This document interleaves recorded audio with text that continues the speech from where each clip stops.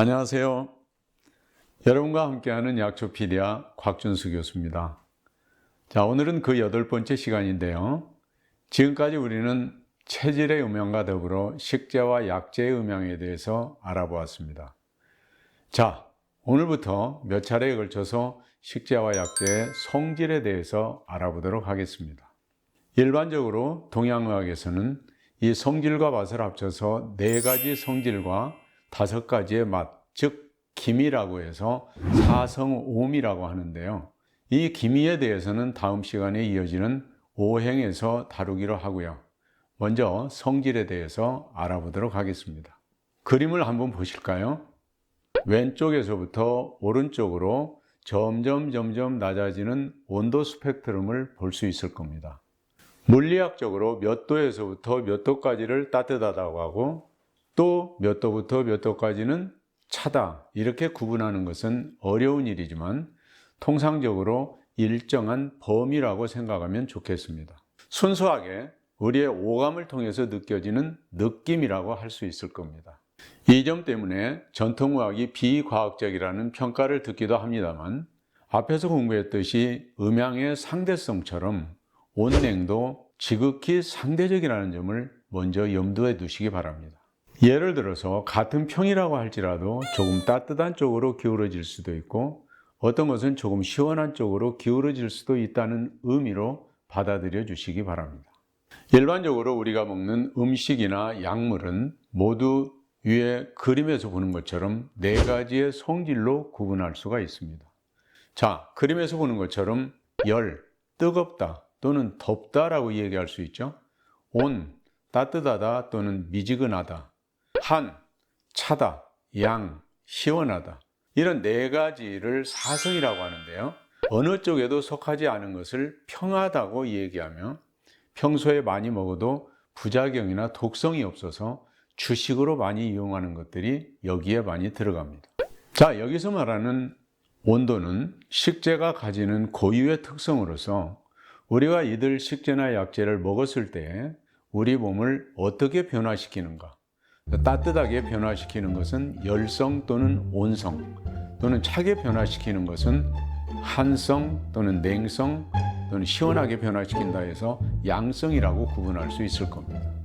또 이러한 식재나 약재를 어떻게 가공하는가에 따라서 성질의 변화가 이루어지는 것인데, 그것은 앞으로 몇 차례에 걸쳐서 자세하게 다뤄보도록 하겠습니다. 자, 이제부터 이것을 종류별로 하나씩 살펴보도록 하겠습니다. 먼저 곡물, 다시 말하면 곡식류입니다. 자, 여러분들은 지금 도표를 보고 있는데요. 왼쪽에서부터 열성, 온성, 평성, 양성, 냉성, 이렇게 5가지로 분류를 해놓았습니다. 앞에서 말한 것처럼 열, 온 또는 한, 양, 이 4가지 사성에 속하지 않는 것을 평이라고 그랬죠. 맨 왼쪽에 보면 볶은콩이 나옵니다. 근데 한번 여기서 주목해 보십시오. 평성에 들어가 있는 생콩입니다. 생콩은 성질이 평한데 이것을 볶게 되면 성질이 더워진다고 하는 거죠. 이게 소위 말하는 가공을 통해서 성질이 변화되는 그런 모습입니다. 자, 여기에서 재밌는 얘기를 하나 해드릴까요? 음력으로 2월 초하루를 콩볶아 먹는 날이라고 그럽니다. 그러면 왜 2월 초하루? 보통은 음력으로 2월 초하루 하면 양력으로는 2월 하순이나 3월 초순에 해당이 되죠. 이때는 만물이 생동을 하고 기운이 다시 살아나는 그런 시기입니다. 겨울에 움츠렸던 이 몸들이 좀 더 따뜻하게 활동을 시작하는 시기라고 보면 되겠습니다. 이때 몸을 따뜻하게 해서 몸의 신진대사를 원활하게 하기 위해서 콩을 볶아서 우리 몸을 좀 더 따뜻하게 변화시키자고 하는데 이러한 그 풍속의 의미가 있을 것입니다. 자, 다음에 한번 또 보실까요? 여기에 보면은 들깨와 참깨가 있죠. 자, 보통 우리가 비빔밥을 볶아 먹을 때 그 비빔밥 속에는 매운 고추장 또는 고춧가루, 양념들 많이 들어가죠.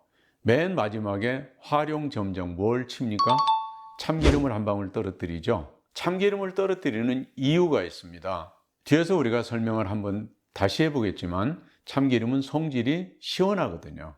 자칫 더워지기 쉬운, 뜨거워지기 쉬운 이런 비빔밥을 중화시키기 위해서 참기름으로 마지막 양념을 한다. 여기서 한 가지 우리가 주목할 부분이 있습니다.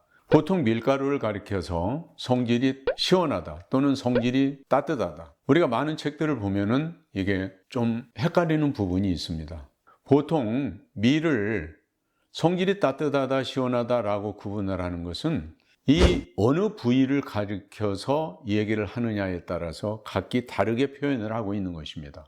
고서들을 봐도 밀을 시원하다 또는 차다 또는 따뜻하다 여러 가지로 표현하고 있습니다. 여기서 정확하게 정리합니다. 밀의 껍질은 반드시 시원한 성질이라고 정리를 해 두십시오. 근데 껍질을 벗겨나고는 그 속 가루, 밀 가루는 성질이 따뜻하다. 그래서 어느 부위를 우리가 복용하느냐에 따라서 그 밀의 성질을 평하다 또는 차다, 따뜻하다 이렇게 여러 가지로 표현을 해놨다. 이렇게 정리를 하시면 되겠습니다. 자, 두 번째요. 우리가 한 가지 생각해 볼 수 있는 게 바로 보리입니다. 보리는 시원하다고 되어 있죠. 보리를 누가 주로 많이 먹습니까? 당뇨 환자들이 보통 보리밥을 즐기게 되는데요. 그렇다면 여기에서 우리가 한번 생각을 해봅시다. 당뇨 환자가 겨울철에도 보리밥을 먹는 것은 음향적으로 맞지 않다. 그러면 겨울철에 부족한 양적인 이런 음식을 우리가 복용을 해준다면 당뇨 환자에게 매우 좋은 그런 음식이 될 것입니다. 그런 것이 바로 뭐 있을까요? 옛날부터 전통적으로 먹어왔던 청량미, 그렇죠? 푸른색을 띠는 조입니다. 그래서 조밥을 많이 권하게 되죠. 그러니까 당뇨 환자라고 해서 반드시 꼭 겨울철에도 보리밥을 먹어야 되는 것은 아닙니다. 이런 것들을 우리가 실생활 속에서 조금만 신경을 쓴다면 훨씬 더 건강한 식단을 마련할 수도 있을 겁니다. 자, 오늘은 식재와 약재의 4가지 성질, 즉 4성 중에서 첫 번째로 곡식류에 대해서 알아보았습니다. 다음 시간에는 채소류에 대해서 알아보도록 하겠습니다. 감사합니다.